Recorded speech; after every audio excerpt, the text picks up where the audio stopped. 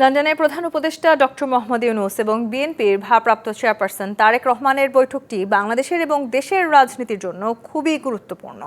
বৈঠকে নির্ধারিত কোনো এজেন্ডা না থাকলেও আলোচনা হবে বিভিন্ন বিষয়ে। বৃহস্পতিবার লন্ডনে এক ব্রিফিংয়ে এসব কথা বলেন প্রধান উপদেষ্টা প্রেস সচিব শফিকুল আলম।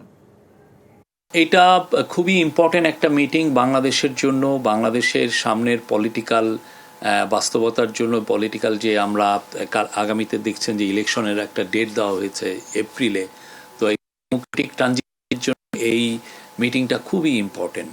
এই মিটিংয়ে আমরা আশা করছি যে তারা আমরা এখানে আসলে কি এজেন্ডা এটা না, তারা যে মিটিং করছেন এবং তারা সব কিছুই আলাপ করবেন। কেননা একজন হচ্ছেন বাংলাদেশের এখন ইন্টারিম গভর্নমেন্টের প্রধান, আর একজন হচ্ছেন বাংলাদেশের লার্জেস্ট পলিটিক্যাল পার্টির প্রধান।